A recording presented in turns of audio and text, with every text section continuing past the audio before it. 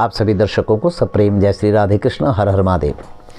मित्रों, आशा करता हूँ आप आनंदित होंगे, प्रसन्नचित होंगे। आपका जो स्नेह है हमारे लिए अमूल्य है।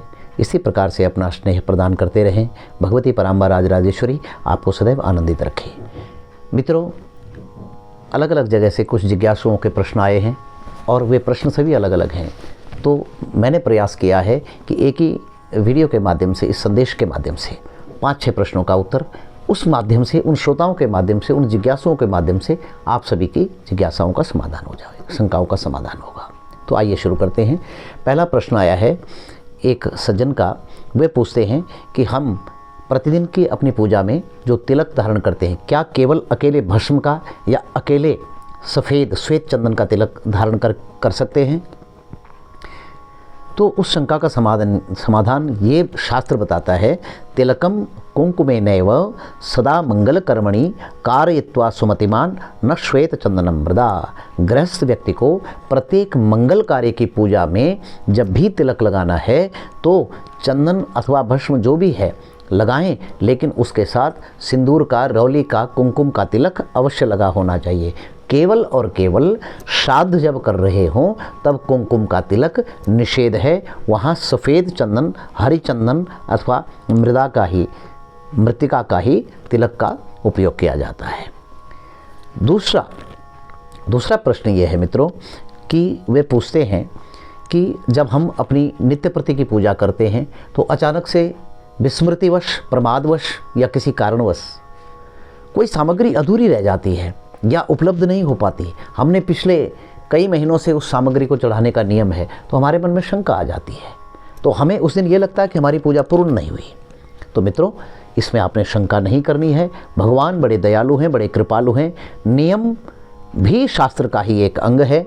नेम और प्रेम, नेम से ही प्रेम धीरे धीरे पनपता है। तो शास्त्र इस संबंध में कहते हैं, द्रव्याभावे प्रदातव्या क्षालितः तंडुला शुभाः उपचारेषु सर्वेषु यत्किंचित दुर्लभम भवेत्। कोई वस्तु आपकी रह गई हो तो साबुत जो चावल होते हैं, तंडुल माने चावल, अक्षतों को जल से धो करके अथवा गीले करके उस वस्तु के अभाव में उस वस्तु के स्थान पर चढ़ाया जा सकता है। अथवा कोई वस्तु आपकी रह गई है तो दूसरा श्लोक है, तत्सर्वम मनसा ध्यात्वा पुष्पक्षेपेण कल्पयेत। मान लो आप प्रतिदिन शिव जी का पूजन करते हैं, यज्ञोपवीत रह गया, वस्त्र रह गया, आप भूल गए, और बिलपत्री भी रह गई, भूल गए आप, या मिली नहीं, तो कैसे उस क्रम को पूरा किया जाए? तो शास्त्र कहता है तंडुल चावल भी चढ़ा सकते हैं, लेकिन एकादशी हो तो चावल वर्जित। तो वहाँ क्या करें? तत्सर्वम मनसा ध्यात्वा। वस्त्र अगर रह गया है तो ओम नमः शिवाय और ऐसा बोल करके वस्त्र की कल्पना करके पुष्पक्षेपेण कल्पयेत। वस्त्राभावे श्री शाम्ब सदा शिवाय नमः। वस्त्राभावे, वस्त्र के अभाव में पुष्पम समर्पयामि ही, वस्त्र के अभाव में अक्षतम समर्पयामि। यज्ञोपवीत रह गया है तो उसके अभाव में पुष्प और अक्षत चलेगा, अकेला पुष्प भी चलेगा, अकेला अक्षत भी चलेगा। कोई भी वस्तु रह गई है तो उससे आप पूजा पूरी कर सकते हैं। मानसिक रूप से प्रभु को पुष्प और अक्षत के माध्यम से उस वस्तु को अर्पण कर सकते हैं। तीसरा एक प्रश्न है कि जन्मदिन हर व्यक्ति के जीवन में अति महत्वपूर्ण और प्रसन्नता, खुशी का विषय होता है। तो जन्म के दिन कौन से कार्य निषिद्ध हैं, कौन से कार्य नहीं करने चाहिए? कौन से करने चाहिए ये तो सभी जानते हैं, लेकिन कौन से नहीं करने चाहिए? तो शास्त्र कहता है, महाभारत में विशेषतः इसका वर्णन आया है, खंडनम नखकेशानाम मैथुनाद्भगमौ तथा आमिषम कलहम हिंसाम वर्षवृद्धो विवर्जयेत।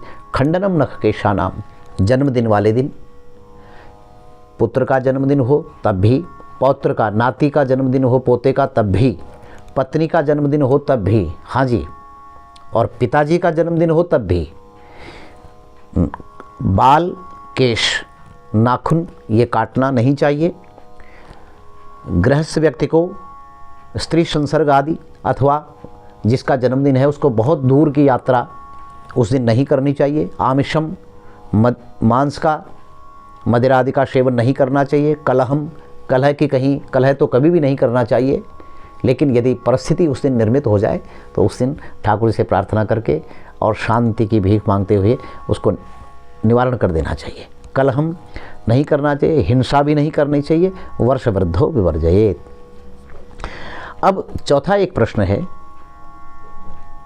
कि बहुत ही अच्छा प्रश्न कि जो लोग हमेशा ही गर्म जल से नहाते हैं, क्या उनके लिए कोई ऐसी परिस्थिति बनती है कि गर्म जल से नहाने में दोष लगता हो या पाप लगता हो? तो जी हाँ, मृते जन्मनि संक्रांतौ श्राद्धे जन्मदिने तथा अस्पृश्य दर्शने चैव न स्नायाद उष्णवारणा।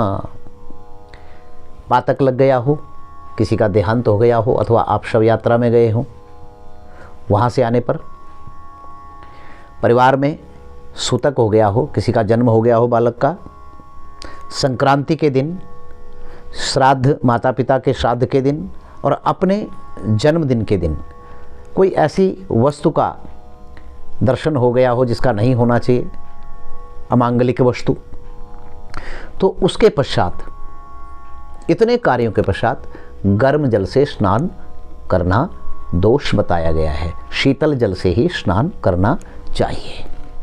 पांचवा प्रश्न अति महत्वपूर्ण।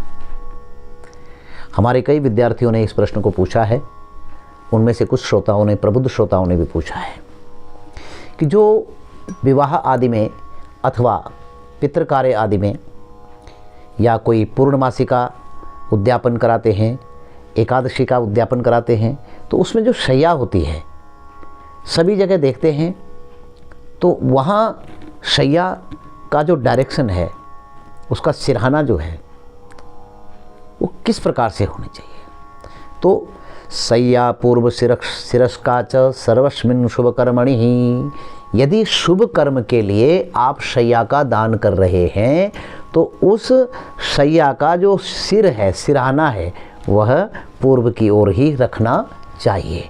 मान लो आपने पूर्णमासी का, एकादशी का या कोई भी व्रत का उद्यापन, कोई भी शुभ मंगल कार्य आपने किया है और वहाँ आप शैया दान कर रहे हैं, तो वह शैया पूर्व की तरफ उसका सिराना होना चाहिए, ऐसा शास्त्र का वाक्य है। विवाहे दक्षिणे गेया। अब कन्यादान में भी शैयादान करते हैं, प्राचीन ऋषियों की परंपरा है, शैयादान आदि वहाँ भी होता है, गोदान होता है। तो कन्यादान, विवाह की जो शैया है, वह जो है उसका जो सिर है, उसका जो सिरहाना है, वह दक्षिण की तरफ ही होना चाहिए। अब मृतक कर्म के लिए या और्ध्वदैहिक क्रिया में, वार्षिक श्राद्ध में, कहीं भी पितरों से संबंधित जो कृत्य है, उसमें उस शैया का सिराना मृते च उत्तर संस्थितः, रत्नावली का वाक्य है, उत्तर की ओर उस शैया का सिरहाना होना चाहिए। आशा करता हूँ ये छोटी सी जानकारी आपको बहुत अच्छी लगी होगी। धन्यवाद। सप्रेम, राधे कृष्ण।